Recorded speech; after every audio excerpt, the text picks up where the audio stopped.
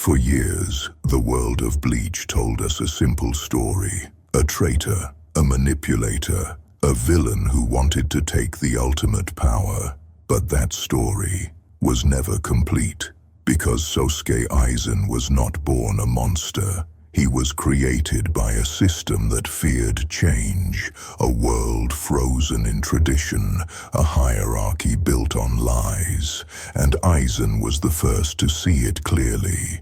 This is not the story of a villain. This is the story of a man who looked at the Soul Society and realized it was already broken.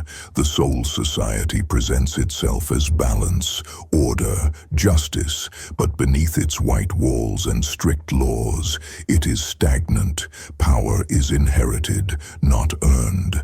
The noble clans rule without question.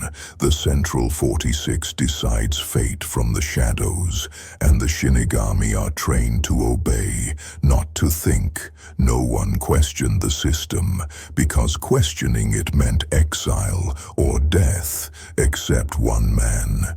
To everyone else, Aizen was calm, polite, intelligent, harmless, but behind that calm expression was a mind constantly calculating. He saw captains blinded by pride, lieutenants driven by emotion, a system held together by tradition instead of truth. And he understood something terrifying. This world was not protected by strength. It was protected by illusion. So Aizen created the perfect weapon, not a sword, not brute force, but perception itself. Kyoka Suigetsu did not control the body. It controlled reality. Once seen, there was no escape. Sight, sound, touch, direction, time, all of it became unreliable. And with that power, Aizen didn't rush to conquer. He let the world destroy itself. Captains attacked shadows. Allies became enemies. Trust dissolved, and no one even realized they were already defeated, because the most dangerous enemy is the one you don't know exists. When Aizen finally revealed himself, it wasn't rage that defined the moment. It was disappointment. Disappointment in a system too weak to notice him, too blind to stop him. The Hogyoku was not his goal. It was a tool, a way to escape the limits imposed by a corrupt order, because Aizen never wanted to rule the Soul Society. He wanted to surpass it. The Soul King was not ultimate power. He was a prisoner, a being reduced to a linchpin, a corpse worshipped as balance. Aizen saw the truth. A world built on silent sacrifice was not justice. It was cowardice, and he refused to kneel before it. So he chose Ascension, not for worship, not for domination, but for freedom from a false order. Even among hollows, Aizen ruled differently.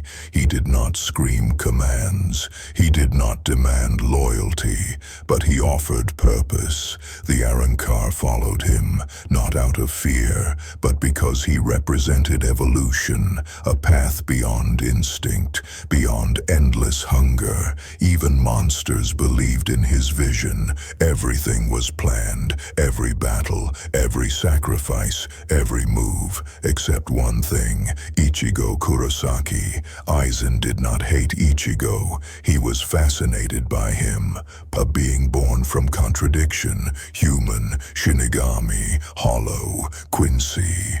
Ichigo was proof that the world could change naturally, and that made him dangerous. Not because he was strong, but because he was uncontrollable. When Aizen was finally defeated, it wasn't by strength alone, it was by isolation. For the first time, he stood alone. No illusions, no followers, no stage, just a man who had reached too far, too fast. And yet, even in defeat, Aizen did not beg. He did not scream. He simply watched. as if the future was still unfolding exactly as he predicted. Sealed, imprisoned, bound, Aizen sits in darkness, but not in regret. He does not deny his actions. He does not apologize, because in his mind, he was never wrong. The world he exposed still exists. The corruption still breathes.